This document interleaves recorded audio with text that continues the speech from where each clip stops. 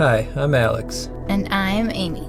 Our project is called Mind, Body, and Soul, The Nature of Well-Being, and this podcast is just one small piece of the overall project. We are making a documentary that follows our hike on the Continental Divide Trail that will explore how spending time in nature affects a person's mental, physical, and spiritual well-being. We are guinea pigs in a sense because we will be documenting our own experiences and recording changes that we find. Along the way, we are interviewing people about their experiences in nature to see how they have been affected. Much of the benefits that come from being in nature are subjective, and therefore hard to measure in a quantifiable way. That's why we have turned to recording stories as a way to distribute this knowledge. Since the beginning of human culture, we have compressed valuable information into stories, and that's how we have shared wisdom throughout the generations. We hope that the stories we gathered during this project will help spread some of the wisdom that can be found in the wilderness. Episode 4, an interview with Dale Painter about Christianity and nature. Dale reached out to Alex after watching his movie Figure It Out on the Haydu Trail. Dale liked the movie, but he thought something was missing. Alex never discussed the spiritual aspects of being in nature. Alex agreed, but he admitted that he didn't know how to talk about that stuff since he didn't have much experience with religion or spirituality. They had a good conversation about spirituality and nature, and Dale is a part of the inspiration for the soul aspect of the Mind, Body, and Soul project. My name's Dale Painter, and I live here in Newego. And this is kind of about an hour north of Grand Rapids, kind of where the national forests start in Michigan, the Manistee National Forest. So the Muskegon River runs through our town, and we're kind of out on a side creek, Brooks Creek Ravine, and kind of a neat place just to come and hang out. So have you been interested in being in nature your whole life, or is this something that you kind of discovered later? No, well, we grew up in West Michigan here, my family did. And pretty much an outdoors family, a lot of canoeing, a lot of hiking, kind of day hikes, a lot of camping. So really we kind of grew up in, being liking to be outside in nature. And then when I married my wife, we just continued that. And so we just did a lot of and when our kids started growing up, we took them on a lot of hikes and just around Michigan. We didn't start backpacking until our daughter was 7 and our son was 12, and Heather and Matt, and we decided we took off for a summer and went west, and we decided, so we're going to do that, we might as well do some backpacking as well, because we'd always wanted to do that, but we'd never done any. So with the 2 kids, we backpacked into the Grand Canyon. It was our first backpack. And then we Yosemite and Olympic and up in the North Cascades, and that just hooked us. And then as long as the kids were still at home, every summer we would head out west and and it was interesting because the kids were enough far apart, and Heather was adopted and was a very hyperactive child, and a lot of ups and downs and mood swings, and our son was just kind of even-keeled like this. So they really had so little in common when we're here. But when we got into the backcountry and we went backpacking, there were no other distractions. And so suddenly those kids then had to work together, and they had to find ways to keep themselves entertained. And so it became that all through those high school years, that was their bonding time. And it was a time when we all could be together as a family, and we could just be out there. And Heather kind of evened out, and Matt kind of came down, and it was just like, so that was always very special. So we did that all through their high school growing up years. Wind River Range was our favorite place to go back to. It seemed like we kept going back there, and you could do those loop trails and spend 4 or 5 or 6 days out. Didn't hike real far every day, but you're just being out there. So that was kind of our taste of it. And then when the kids got out of the house, Kathy and I decided we really wanted to do a little bit more extensive backpacking. So we decided we started working on the Pacific Crest Trail, and so we started up at the Manning Park in Canada, back when you could go across the border into the States, and we just started for the next probably 10 years. We just spent our summer vacations out knocking off another section of the PCT. And so that, I think the longest section we did together at one time, we hiked across Oregon together, which was really awesome. And then Kathy ended up doing about probably 2/3 of the trail. And then, yeah, so that's how kind of we got into, doing it together. And then after she's now kind of feels less able to get out there and do that kind of thing, she's supported me on some of as I've done more individual solo kinds of through hikes.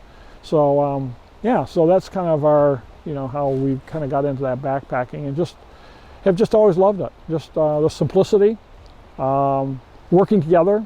Kind of when Kathy and I started doing these long, or a couple hundred miles on the PCT, the planning, and working together, and kind of accommodate. You only go as fast as your weakest link, and so it really slowed me down and brought Kathy so we could really kind of mesh and work together. And that's always been a very special part of life. So nature really has been part of our experience.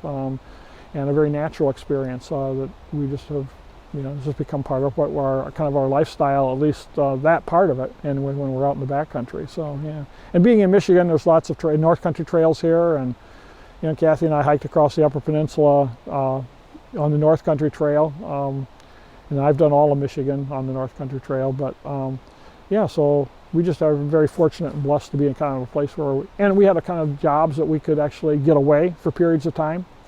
So we just have had an ideal kind of situation to do that.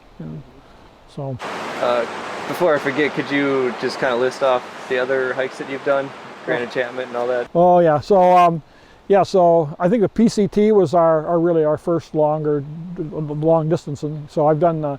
So Kathy and I had hiked it all the time. I'd done the section from Campo to the High Sierras, the 700-mile section there by myself. She didn't want to do the desert stuff, so I did that. So I'd pretty much section hiked the whole PCT, and then 3 years ago, it's not 2017, I through hiked the whole trail at the PCT. North Country Trail here in Michigan, some up in Minnesota on the North Shore. A little bits and pieces on the Continental Divide Trail through especially southern Colorado, the San Juans, Wiminuche Range. And then just the other backpacks, just kind of, Grand Enchantment Trail was after I got off the PCT.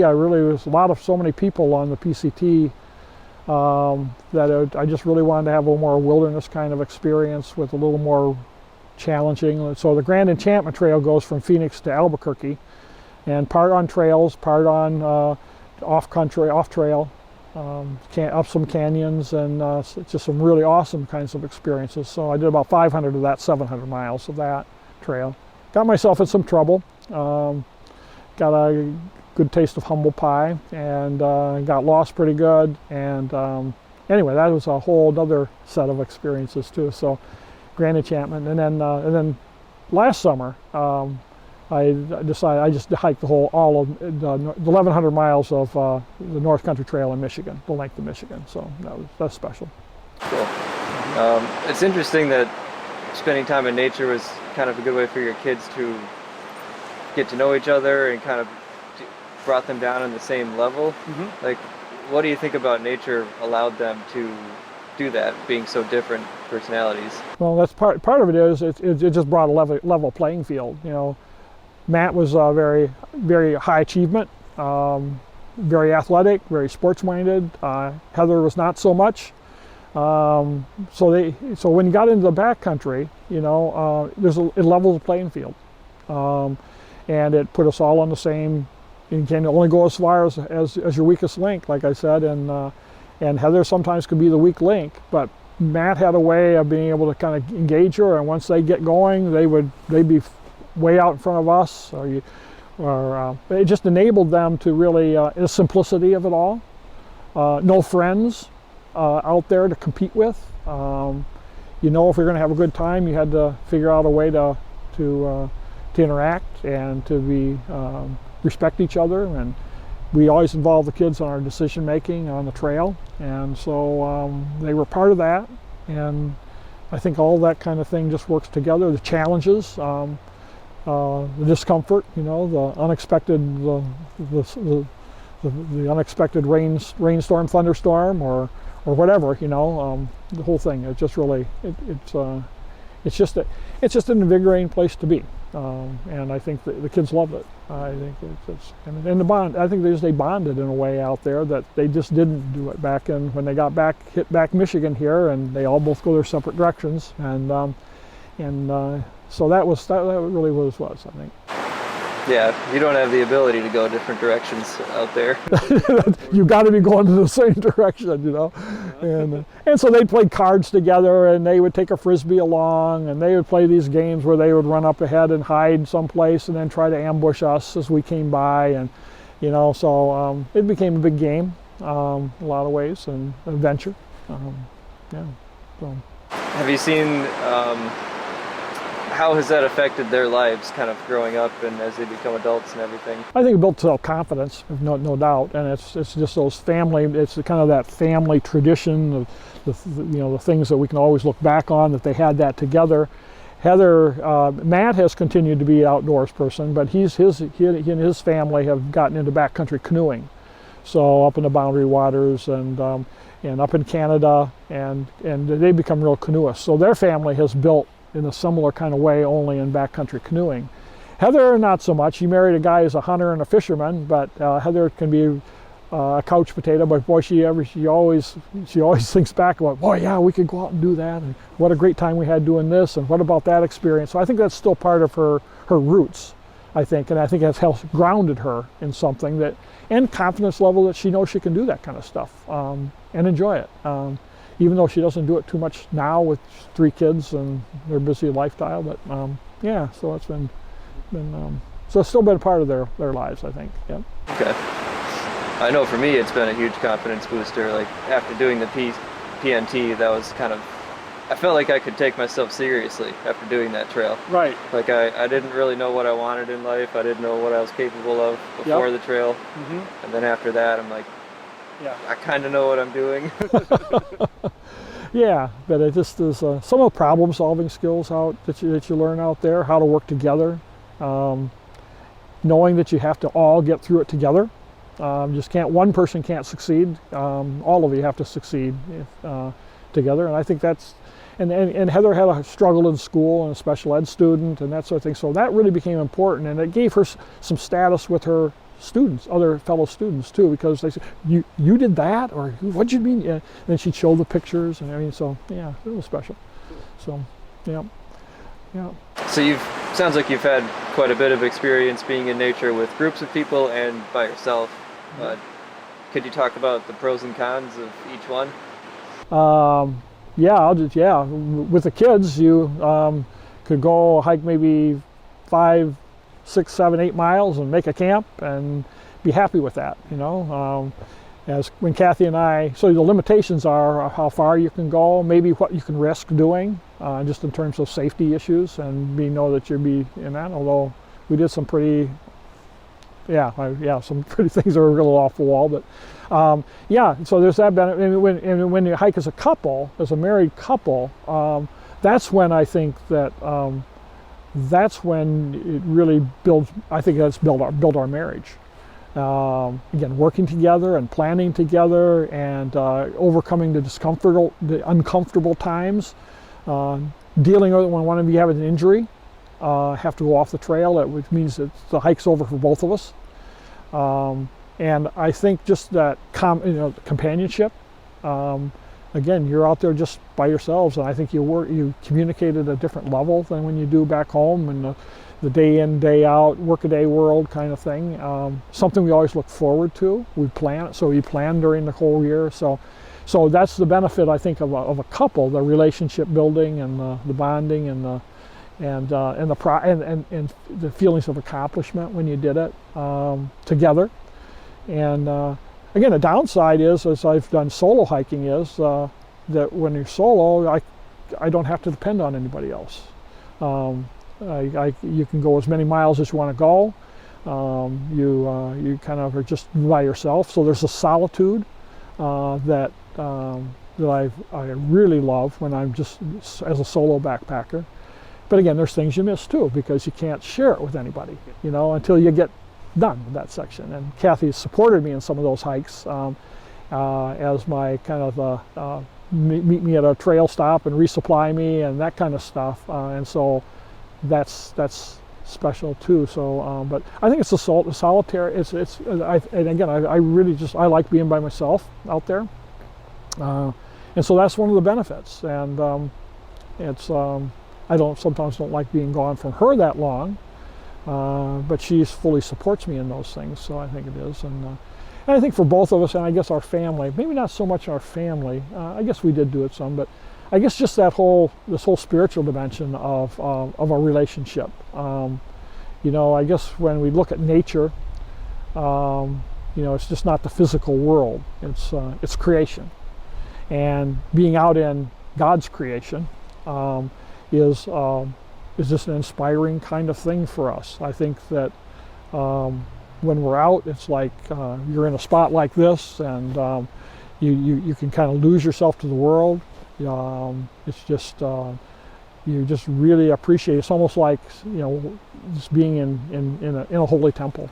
And I think all of us have experienced that. You kind of walk at the end of the day into a deep forest or whatever, and the sunlight's filtering through, and it's dead quiet, and it's like a temple. It's a sacred place, and it's just a moving kind of experience spiritually. And again, I'm a person of faith, so I know that that's God's creation, and that He's created this place, and He's brought me here for a special place, and it just kind of takes your breath away. And it doesn't have to be a spectacular mountain sunset or overlook or whatever. Sometimes it's just those simple kind of things when you realize the grandeur of creation and what it means to be in it. And you just feel like you want to worship, and you give Him praise. You see creation, you don't worship creation. You work, for me anyway, it's worshiping the Creator and realizing how insignificant I am and how powerful He is, and how complex His workings are to work through nature and the laws of nature, and it's always changing, and it's just it's a sacred kind of experience. And Kathy and I experience that together, but I really feel it when I'm by myself out there, because it's a place that I feel that I can go and to commune with Him, to actually be away from any distractions of regular life. Feel like I'm being led, feel His presence, and it's just so that has become a whole special dimension, I think, that makes the backcountry and backpacking especially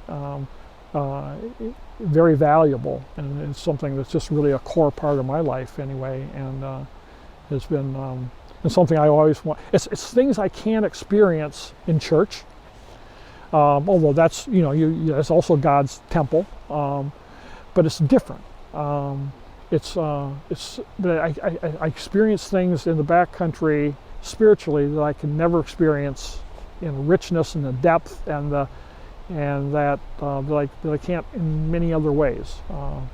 It's hard to explain that to people. It's hard to explain that to my fellow Christians when I come back. It's just something that it's a spiritual realm, so it's a sense of feel and the power of all that, the grandeur, the simplicity, and I guess that just feel like that's very special times, and it's these things that's again, yeah. So I mean, there's lots of ways I can go with that, Alex, but it's really humbling, and it just that and I guess I think and I'm a believer in Jesus, and I realize that the Bible is so rich with the metaphors of the outdoors and nature, and because the people who wrote the Bible and who lived it, Christ's days, they were in nature all the time.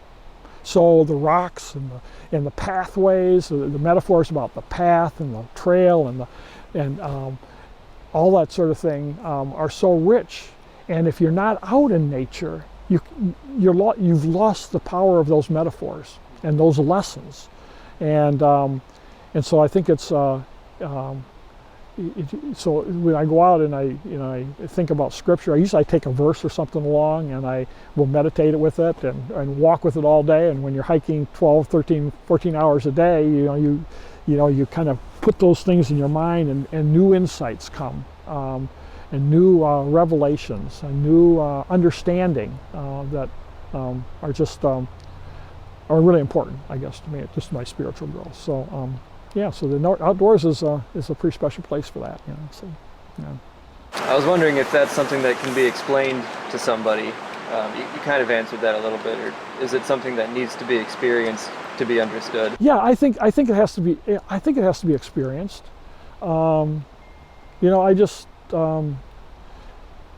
think people can, even over the years, I think I've had a head knowledge of some of that, and yet spirituality is much more than just a head trip or a logical argument or a convincing somebody that this is the way it should be. Much of that has to be, you have to do it. You have to get out there and do it. You have to get out there and take the risks, and be willing to look maybe beyond that being a rock, or that being a waterfall, or that being a grand forest, but realizing that there's so much more to that.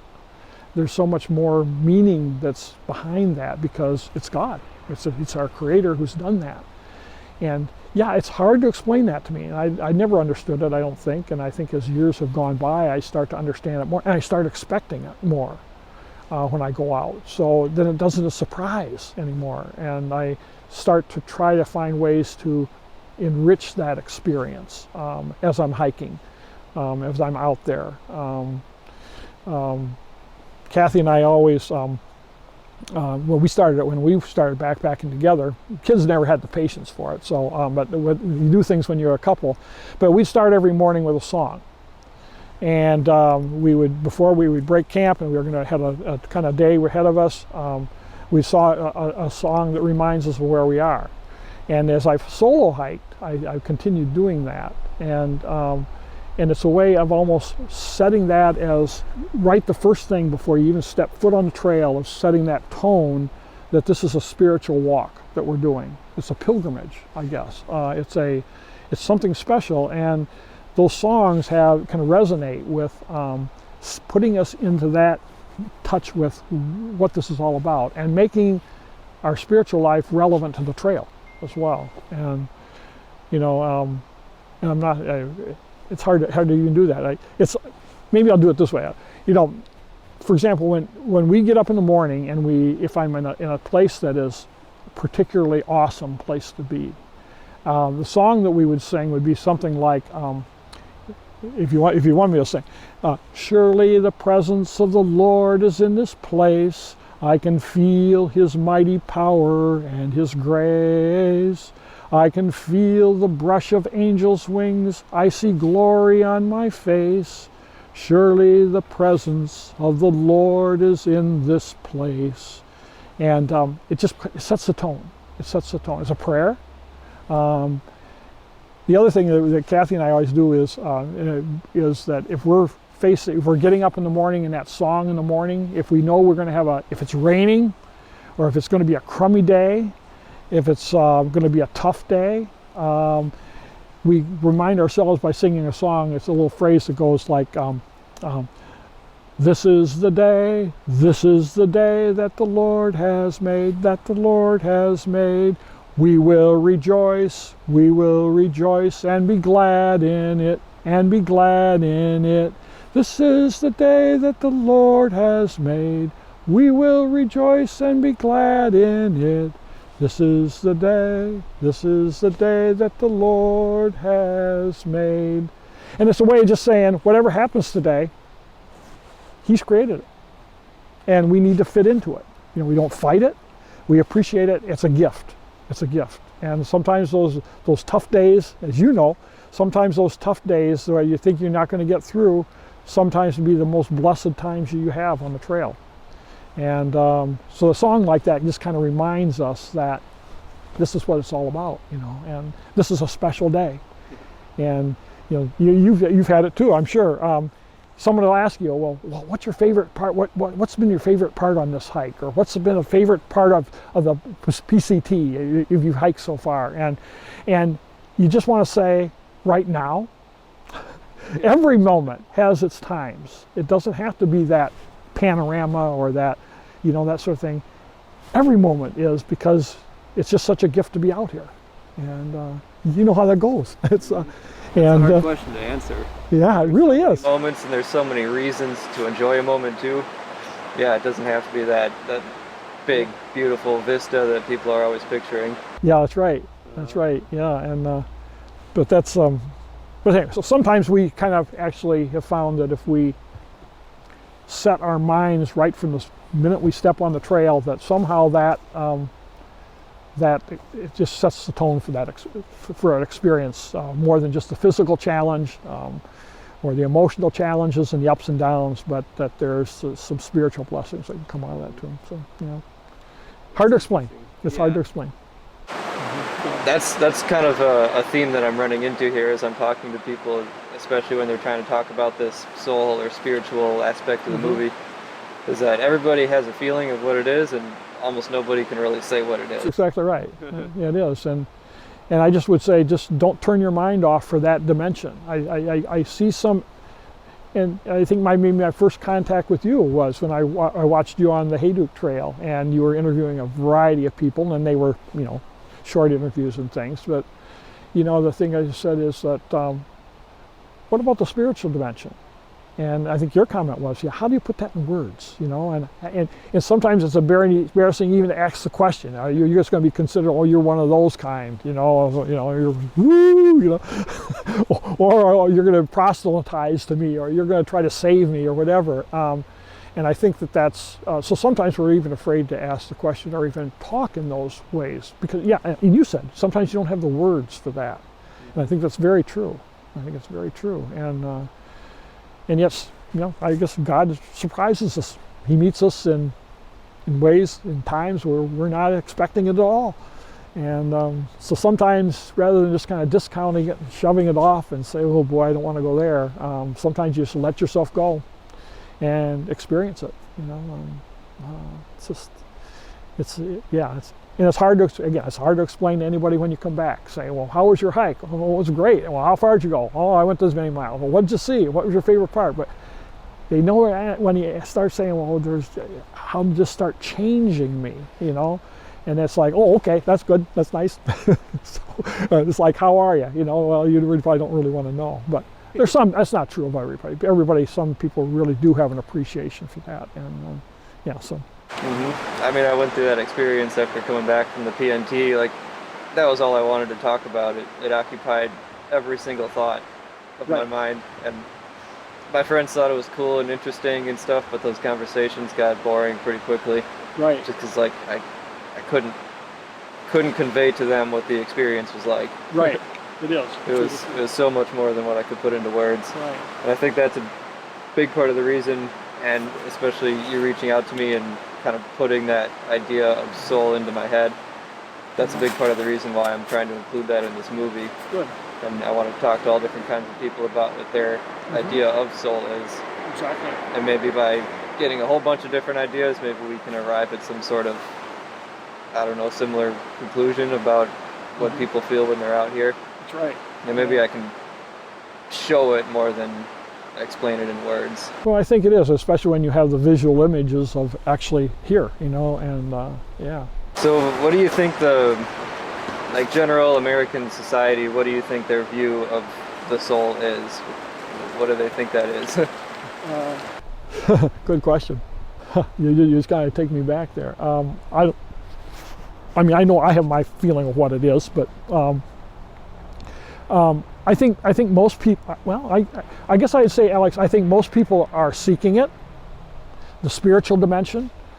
Is this all there is in life? Is how good I look and what kind of shape I am and how my body is, and if I get sick and work a job? And I think most people are craving something deeper in life, and they know there's something deeper in life. And is that the soul? Maybe that's the soul. That's something deeper inside of us that And is this all there is to life? Is there something more beyond? Is there something? Yeah, so I think most people have a craving for that. I think people are seeking it. I think people are drawn to the backcountry seeking that. Many people out there, I think, are seeking something. Maybe they don't know what it is. Sometimes they don't know when they find it. Sometimes you think, well, if I get to the end of the trail, that, man, I'm going to be there and I'm going to kind of, you know, it's like going up on the mountain and meeting the guru and he's going to give me, I'll have the answers to life. And yet, as you get to the end of the trail, you realize the trail keeps going. And you take some things that you've learned on the trail, spiritually and physically and emotionally and self-esteem wise, you take parts of that on the trail, and then as you are working the other pathways of life, whether it's, you know, you start applying those things. And so I guess the answer to the question, yeah, I think most people are, I don't know they would be able to define what that is, but I think there's a craving there. And sometimes I think people get have a stereotype of what some answers are, the kind of the pat answers, whether, and I'm talking spiritually as a Christian, the Bible thumping kind of in your face kind of, hell and damnation, fire and enemy, that sort of thing, and they don't want any part of that.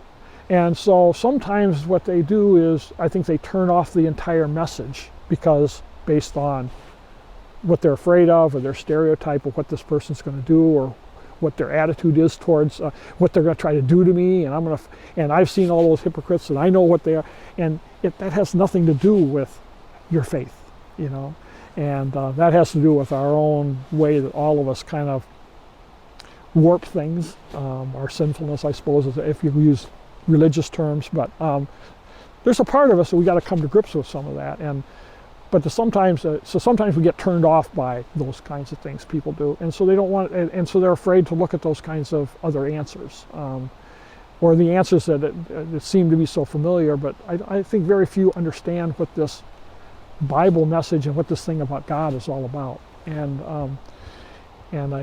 So what do American society think of that? I think they're craving it. And I think that I think that everybody's got to find their own avenue. Some people find it in music, some people find it in art, some people find it in athletics, and those things are. Some people find it in church, some people find it when they're out hunting someplace. Some of us find it in the backcountry. There's lots of different avenues to finding that. But for me, the most dramatic way has been in nature. And so is the backcountry the only place to find it? No. Is the backcountry, do I encourage everybody to get out in the backcountry to experience it? No. Because I know some people, it'll backfire. There's too many barriers for them. But they'll find it some other avenue. And I can just share what it means for me, and if it appeals to somebody else, to definitely come along, or try it. Just get out there and try it. You don't have to hike the Pacific Crest Trail, or you don't have the North Country Trail. Go out and hike, 5 miles someplace. Do an overnight. Get out there and just feel it and experience it, and just see what happens, and see if it's something that you're feeling led to have more of. And I think it's a leading thing, Alex. I think we are led in different ways, and the Spirit leads me in some ways that are very powerful. But it hasn't always been that way, and it hasn't always been in hiking. There's been other avenues too. So yeah, I think so. It's not for everybody. I'm thankful it's not, because the backcountry would be overrun, right? It's like there's sometimes you just want to say, I don't want to tell you about my favorite place because I don't. We'll see it overrun with people. It's sort of funny when I first hiked.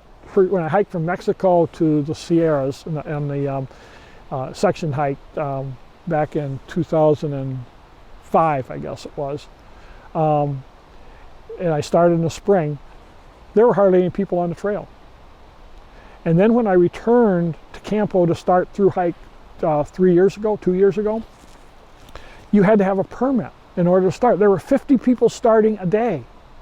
50 people today, 50 people tomorrow, 50, and of course they're all, and it was like a through that Southern California section was a freeway, And what a contrast to, what was it, 15 years before, 17 years before, when you'd go a couple of days, several days, especially in Southern California, and never see anybody. Yeah. And so I'm glad now everybody's not, everybody can't be out there. So I don't know where that balance is either, because that's also pretty selfish of me to say, no, I don't want to have anybody else on my favorite spots. That's meant to be shared. That's not mine anyway. It's it's somebody bigger than me. Yeah, I've kind of wrestled with that too. Like, do I want everybody out there or not? Because I kind of see pros and cons to either way. Right. Yeah. What did you think of all the PCT hikers that were starting 2 years ago? Like, did you think they were out there for the right reasons, or what were they looking for? No, they probably weren't. But that's my judgmental thing. No, I think everybody's out for different reasons, and always have been. It's amazing how many people, and you can see the people right away that are going to go, who are going to, within the first 100 miles, how many drop out. I mean, I don't know what the percentages are, but. Do you know some about those statistics, like how many people do drop out? I don't. I really don't. I don't. Okay. And it's become, and I think it's probably a lot. And I think since the movie or the book Wild, I think people said, well, if she can do it, I can do it. And you have all kinds of people going out there that have absolutely no business being out there. And so then you get a little bit judgmental about some of those folks. And I got to remind myself to be careful about that, because I was a first timer one time too. And I didn't know. I cringed. We have some pictures of when we took our kids into the winds the first couple times. The packs we had were gargantuan, I mean, and we were thinking, what an idiot, what an idiotic thing to do. So I think we get judgmental, but people are out there for all different reasons, and I bless their hearts, they're out there trying, and they have a dream, and they want to do it. They're going to learn something from it, whether they drop out within the first day or a half, or if they get all the way to Manning Park. They're going to learn something from that. And so it's not a wasted effort. It's not a failure. So I think I got to be very careful. We have to be very careful to not be critical of people who are out there maybe for the wrong reasons. Maybe I'm not even sure what the wrong reasons are. As long as they learn from it and come away saying, I benefited from it. Maybe I'll never get on a trail again, but maybe that steers them in a different direction of their lives where they can find fulfillment and a spiritual experience and find what they're looking for. So if it does that, then that's just been part of their journey.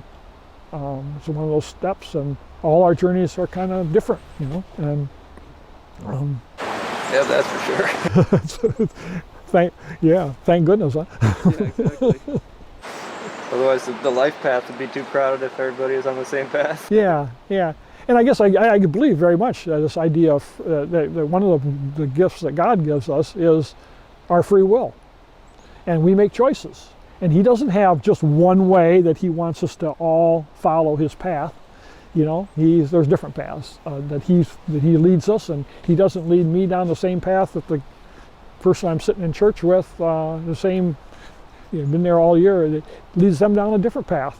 He has us kind of going in the same direction eventually, but sometimes He lets us make our own mistakes and our own failures and our own crazy things that we do, but He's saying, listen to what I'm teaching you. What are you learning from this? And how are you going to use this to move forward? And, yeah. Yeah, I guess mistakes are okay. The biggest problem is when you're not learning from them. Yeah. And you do see that out in the wilderness too sometime. Oh yeah. And all of us, all of us can. In fact, we like to talk about those things where you say, "How stupid could I have been to have done that?" And I mean, it's just like, yeah. So we're all doing that. So. Have you ever gone out into nature with the intention of healing some sort of trauma or problem that you're dealing with? Yeah, I've been blessed in my life to not have had a lot of major losses. not a lot of trauma, not a lot of difficult times. Difficult times. All of us have difficult times living, but compare with many people, so I've been very blessed about that. But yeah, I think there's times where, and I can think of one of the times that when Kathy and I hiked across Oregon, she had come off well, I guess both of us come off an experience of a job situation that she was primarily Kathy that was in it, loved the job and did a wonderful job at it, but a bunch of political things came up that she got fired from that job. Not fired, that's not even the right word. She had to make a choice, but it was not a choice.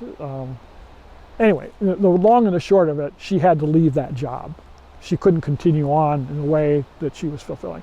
And that was very, very difficult for her and for us. And so much of the time of our hike across Oregon was a healing time. And to get a new perspective, to process it together, to lay awake in the tent that night, know there's no phone going to ring, we're not going to be able to pick up a phone tomorrow and find out what more has happened in the job, or are they going to offer, we basically could come to grips with it together, because there were no distractions out there. I mean, the entire time we were across Oregon, the 500 miles or so, that was a time of healing. We came out of that, I think, with a different perspective of that situation, and I think then eventually made the best out of that situation, and not let it consume us with bitterness. And so there's a cleansing, I think, that happens in the backcountry.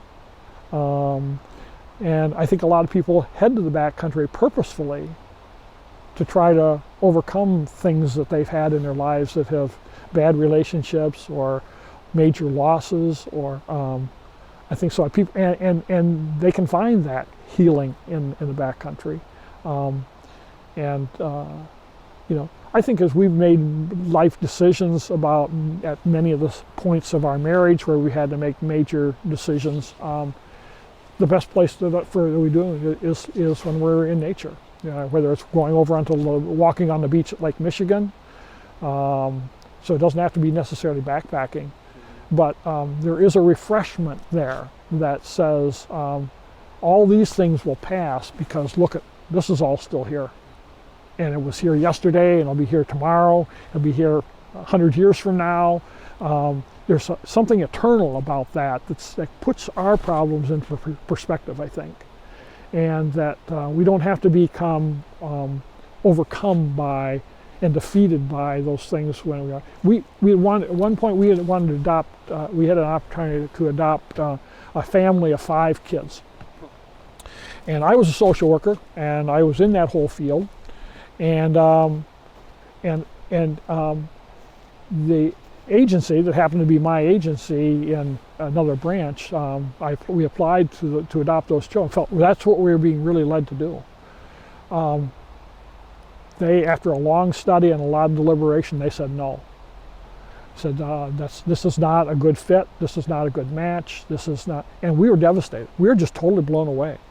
How could it possibly be? And we spent many a long day hiking on some of the shores of Lake Michigan, processing that whole thing, trying to make sense out of that. And I don't think we were backpacking at that point, but it was nature. It was nature that kind of put it in perspective, and there was a cleansing, I think, that happened there, and we could come to some acceptance and resolution, and then other avenues, one door gets closed, but another one opens.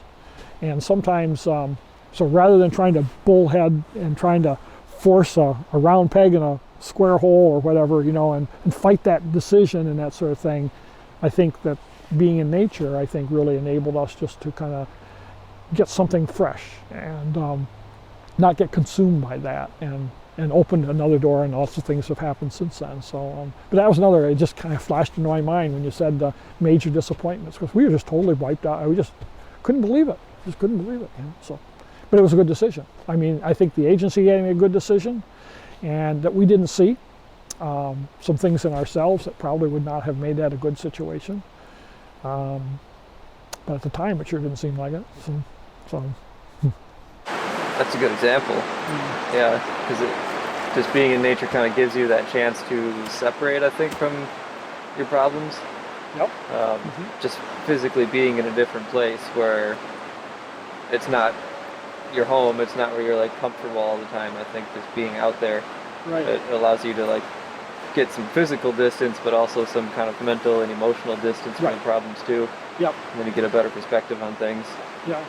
And again, from our kind of faith perspective, is that we can get out there and commune with God.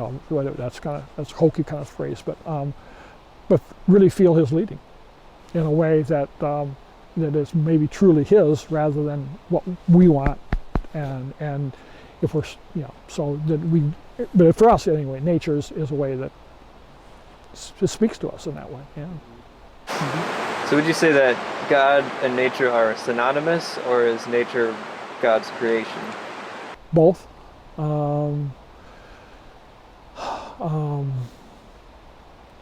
I don't think creation can be a substitute for God, because He's made it all. In my mind, He's made it all. He's one in the same. They're so intermingled that I have to think about that a little bit, I suppose. But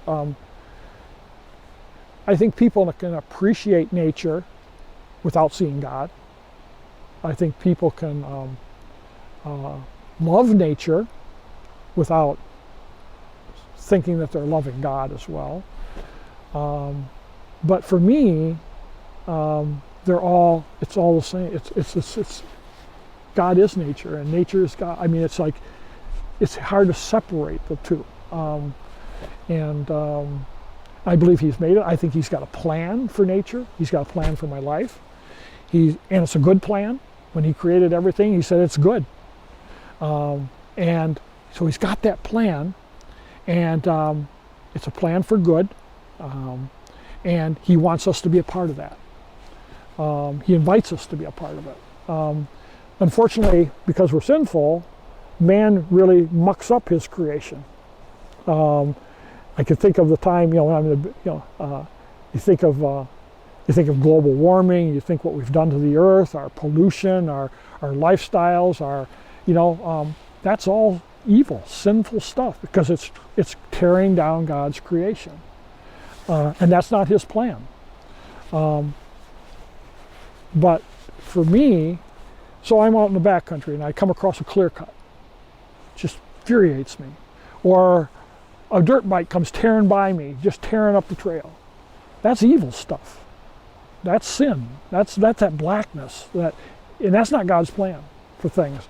And yet I go back and I realize, well, I still drive my car, and I'm really a part of that kind of global warming, the bigger picture. I don't like to think of it. I don't think I'm as bad as what that dirt bike guy was, but I'm still part of it. That's part of my sin. And so I've got to come to grips with that. I got to come to grips that I am, by doing what I do sometimes, that is tearing down God's creation, His good plan. But again, I believe because Christ comes into the world, He's love, and He forgives my sins when I ask Him to, and I repent, and He's going to restore His world. God's still in control of the world, and He can make me, if I just fess up to it, understand, and then I can be part of His plan to preserve creation and to lobby against the global warming and all that kind of thing. But I don't even know where I was going with that, Alex. But I think it's a very much a reality that I think all of us got to come to grip with, is this darkness in the world, because it's here, and we got to cope. We have to cope with it. We have to understand it, and it's part of creation. I mean, it's like He's got a plan. He so loved the world. He's going to see it through, regardless of us. And so that's the good news, I guess. Isn't it? So But in the meantime, it's hard to see some of the stuff that we see in there, and being up on a mountaintop near and see the smog of LA, seeing the jet planes go tearing overhead, or the dirt bikes running by you. And yet we got to come to grips with that too. So. Yeah, you bring up a good point that we're kind of all a part of this system that is a part of the problem. Like just living this lifestyle, we drive cars, we use electricity, we use paper products or whatever from the forest. And part of my goal with this project is I don't want to tell people that we have to go into the wilderness and just like abandon society, because that's just unrealistic. That's exactly right. Yeah, well, that'll never happen.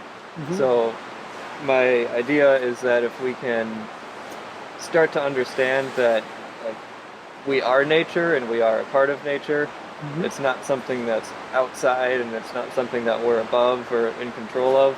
Right. If we can start to believe that like nature and us are the same thing, right, maybe that'll start to lead towards the right action to kind of help protect it. Because right now it kind of seems like society acts as if we're above nature and somehow we've like escaped it, like we don't need it anymore. That's right. Yep.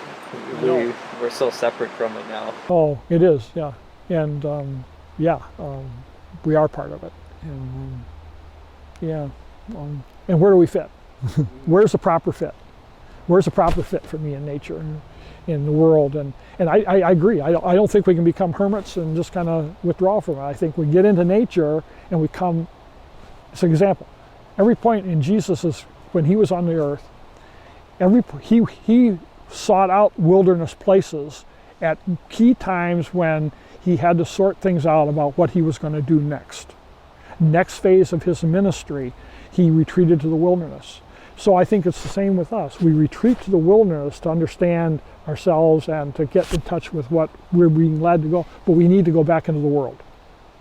And the wilderness can prepare us to go back in the world, not to escape the world. And I think some people use the wilderness in that way. They want as an escape.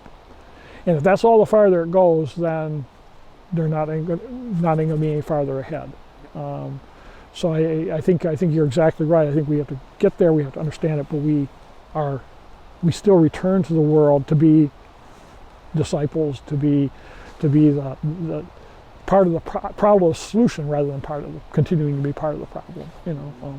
Yeah, we were talking about it, that exact same thing last night, that like a lot of people escape their problems by using drugs or by doing something that's kind of helps them escape for a short period of time, but it doesn't last.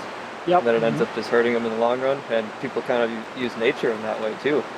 It's just a way to escape from real life, and they don't have to deal with real life for a little bit. Right. So we were kind of talking about how nature is not an escape, it's just a place to go where you can get a different perspective on things and kind of see the bigger picture. Sure. It's just like distance hiking. It becomes almost addictive. Yeah. And sometimes when it becomes addictive, then you start losing track of what the real purpose of being out here is. And so then if you're going to put on all these miles, you're going to hike all these distance trails, and suddenly you start not paying attention to relationships, or you're sacrificing things, much like any other addiction. And so we always have to guard against that, because sometimes nature can be that kind of attractive thing that we get addicted to in a way that can be unhealthy as well. So at the end of this trip, the last person I'm talking to is a quadruple triple crowner. Oh wow. He's done the Triple Crown 4 times. Oh really? And he basically just does his stuff 24/7.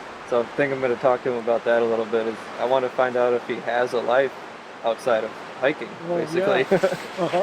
Yeah. And I just want to see what he thinks about that. Yeah. Who is that, by the way? 1 Gallon is his trail name. Oh, okay. I forget that. Bill Nutterman. Okay. Mm-hmm. Okay. Have you heard of him? I've heard that name. Okay. No, 1 Gallon, I've heard that. Yeah. Sometimes right now, you hear the trail names, Yeah. He's riding his bike from Houston, Texas to Yuma, Arizona right now. Oh, is that I'm going right? to try and catch him in the middle somewhere. Oh, yeah. Yeah. And see, and again, that's where your relationships come in, because again, so, you know, I'm just thankful that I didn't get hooked on hiking before, while Kathy and I, because you can also, if I would have got so addicted with that, I could have said, I don't want to have her hiking with me. And I would have lost so much by that. There's a place and time, and maybe we became addicted together. Maybe we were codependent. Yeah. But hopefully in a good way, you know. I'm gonna have to kind of figure out that balance on this hike, because I'll be hiking it with my girlfriend, and we've been dating for about a year, and things are getting pretty serious. But I've always lived a life where I have hiking kind of as a separate thing, and then like friends and relationships is kind of a different thing, and now those are about to merge. Right. Yeah. So. And that, and you, we just have found that throughout our marriage, we need to be interdependent. If our marriage is going to work, it has to be interdependent. We have to be dependent on each other. Can't have such a strong identity here and here, and go your own ways and still think you're going to have a relationship. Somehow there's got to be some give and take and compromise, and that's not a negative thing, but interdependent rather than totally dependent. And you have separate identities, true, but it gets blended, and you become one identity. Still have your own gifts and strengths and talents and all that sort of thing, but in backcountry, it's a good place for them to come together. And then maybe the rest of the year, then it just enables stuff. That'll be very interesting. You'd probably be able to do a whole documentary on that, but you probably might want. I know. As this project keeps growing, I'm wondering how I'm going to fit all this into a movie. I have no idea. And you have a very ambitious project because you have so many different perspectives. So it might end up turning into a series. Well, it is. It's a life. It's a life. It is. And that's the whole point. There's not an end to it. It's a springboard to what next. Paths don't end. It really is a continuation of my PNT movie, of my PNT hike, because that's kind of where these ideas and projects sort of started for me. Sure. We keep building on each other. Yeah. What role do you think that nature plays in our society? Like, what do people think it's good for?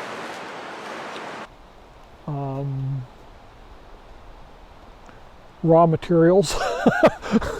I think that's so much of our societies depend, especially U.S. society, has to do with what can nature do for us? What can it do? And what can nature do, for raw materials, but also what can nature do for us commercially, recreationally? We save this so that we can bring people in, and so sometimes it's what nature can do for us rather than what we do for nature. Yeah. Sounds like John Kennedy, right? That's not what, but I think sometimes we just say, what's the benefit? What's the scenic beauty? We'll preserve this place because it has scenic beauty, and it'll help the economy of all the communities around it. And that's all important stuff too, but I think as a society, I think that tends to be, and as we become a virtual society, we don't have to go those places anymore. We can just kind of experience it virtually, and we don't have to. We can focus the camera right here on this, and we can overlook the fact that someone has just trashed that campsite right over there.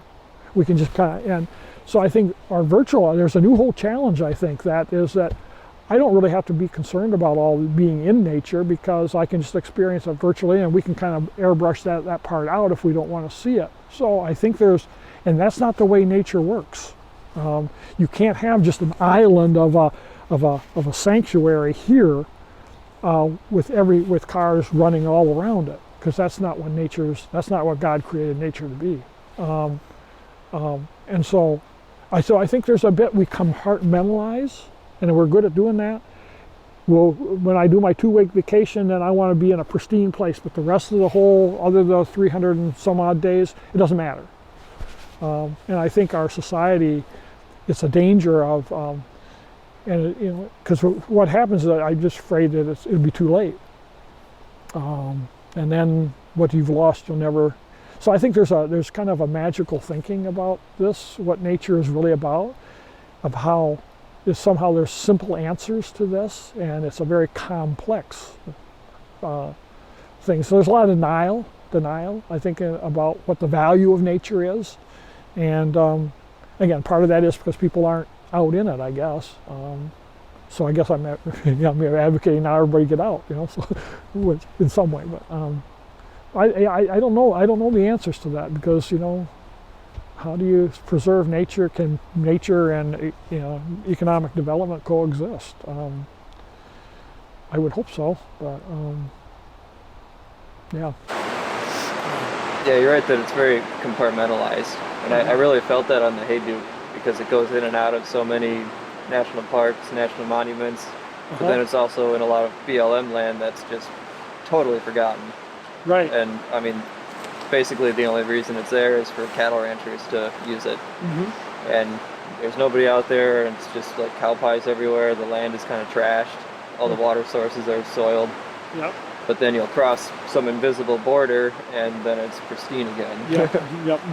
Yep. And I'm like, when you're walking through it, you realize how ridiculous that idea is. This this invisible line that somebody drew on a map. All of a sudden, this land is like more valuable now. Right. Yeah. That's a hard one. I don't know the answers to that. I don't know. So. Yeah, I'm not sure either. Yeah. What has nature shown you about yourself?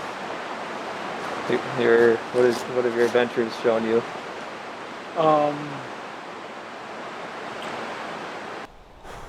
I guess it showed me how blessed I am to be able to have those experiences.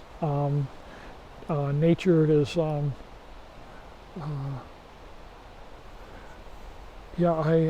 what's it told me about myself? It's helped me understand that I'm a part of it. I can't separate myself from it. Or I can, but so I don't know. Or the follow-up question is, what life lessons have you learned from being in nature? The values of simplicity, the values of reverence, the values of humility, because nature, and especially distance backpacking, makes you humble. It puts me in my place. It realizes I'm not in control. Somebody else is in control. Those are real important lessons, I think, for me personally. I've had some, a couple of experiences in the backcountry where I thought I was gone, going to be gone, and I experienced a miracle. I wrote to you about one of those experiences, but and I guess I also understand how important other people are too. I guess you really value how important relationships are sometimes when you're out there and you don't have them. Yeah, I think when you're outside your comfort zone, when you're pushing the envelope, when you take risks, is when you those are the times where you grow. And that's where you become, and that's where I grow spiritually, that's where I grow emotionally, that's where I grow my self-esteem, so. Why is it a good place, or why is it a good thing to be humbled and to be kind of put in your place and realize that you're not in control? That sounds uncomfortable and bad. Because we're not in control. Because we're not God. We're not, we like to think we are. We think like we can control everything. The reality is we are part of His creation. He has a plan for us, but sometimes it's not our plan. So sometimes it's important to be reminded of that. Sometimes He does that by slapping us across the head and saying, "You idiot, what did you do that for?"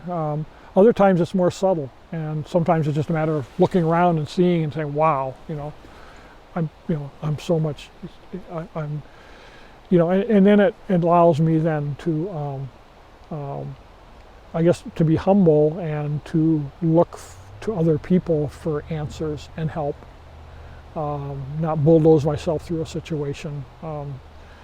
It prevents me from being arrogant and self-centered and egotistical, although I'm probably all of those things. All of us are at some point. But I think it helps us to be more genuine, be more real, more transparent, when we don't have to put on the masks and have to live the facade. We can say, when you make a mistake in the backcountry, you don't have anybody else to blame but you, usually. When you come up on a solution, or when you make the right choices then to get out of that, you understand that it just builds you up and gives you more confidence for the next time. Yeah, it's a good environment for that. You don't have anyone else to blame, whether it's good or bad. Yeah, it definitely gave me more confidence, because I knew when things went wrong, I knew they were my fault, and when things went right, I knew they were my fault. Or I just got lucky, and I was able to recognize that too. Or you basically said, okay, I am helpless. And again, that's where my faith comes in, is that, then lead me, Lord. And he leads me. Sometimes you have to submit yourself to some other power. When your power is, it's not there, or it's failing. So it's, how do I walk with him?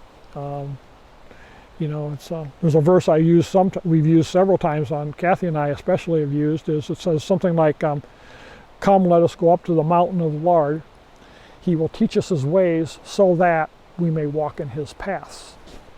So we get out there, we learn humility, we learn his lessons so that we can walk in his paths. Sometimes we walk in our paths, and sometimes that can be disastrous. And so I think that the lessons of the backcountry, of nature, is to remind us that there is a way, and he leads us if we allow it, and just recognize that leading. Do you think our soul needs nature? If we want to be in contact with the spiritual realm, do we need to be in nature? It helps, I think. For me, it does. It's primary. Does everybody need it? I don't think so. Like I say, I'm not arrogant enough to think that a person who's grown up in the city all their life and but is rich in the arts or in music or intellectual pursuits, that his life is meaningless. A person can have a very rich spiritual life as a servant, and never have stepped foot in nature. I think we're here to help our fellow human beings, and so we're to be servants to those people, to love them as we've been loved. And yeah, we can learn those lessons in the backcountry, but I don't think that's the only place we learn them. For me, that's the most dramatic classroom I've had is nature. But that's not everybody. Like I say, I encourage people to get a taste of it, experience it, be out there. But I'm not, like I say, I'm not arrogant enough to think that that's the only classroom. Nature's not the only teacher. God can speak through lots of different ways, yeah, he doesn't. But nature is something that is special. I do believe that. Yeah. So then we'll kind of move on to Christianity more specifically. What do you think the current state of Christianity is in America right now? Searching. Like I said earlier, I think that all of us have that basic desire and need. I think that the traditional church is a crossroads and a point of crisis. I think that the church, in many ways, Christianity, has gotten so wrapped up in the ways of the world, in a way that somehow it doesn't seem to be the answer for people. People seek a lot of other ways to fulfillment and to come to God or come to some relationship, or what is our relationship with our Creator. That the traditional ways may be changing. Maybe it's because of technology or science or whatever it is. But the state of Christianity is we've lost touch, I think, with the things that are most important. And sometimes Christianity has gotten duped by false gods like money, power, riches, success, athletics, achievement, of being in control, and we've lost sight of what love is about. And Christianity is about love. And it's God's love. He so loved the world, He gave His only Son. Whoever believed in Him would not perish but have eternal life. We've lost and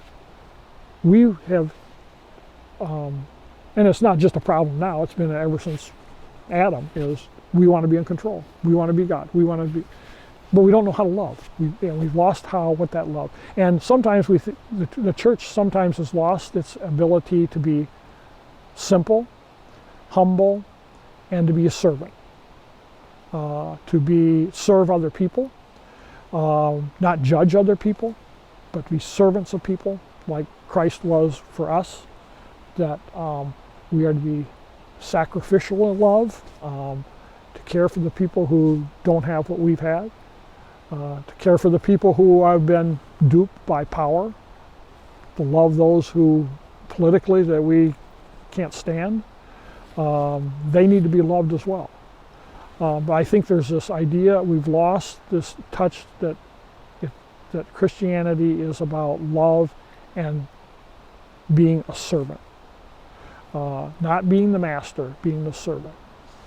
I think that's where I think Christianity will find its way, but it won't find its way in the ways of the world, through money and the huge cathedrals and being at the head of the political system and all that sort of thing. It'll find its way by serving at a homeless shelter, or paying attention to the person who's downtrodden, or the person who's weak and hasn't had any of the advantages. I think that's where Christianity is about love, and we continually need to be, and we never find it all at once, and we never achieve it. It's a path, right? It's a path. Jesus walked that path. We're walking in His footsteps. We're using Him as the example. He was a great backpacker. I don't know if you ever heard the guy named Ray Jardine.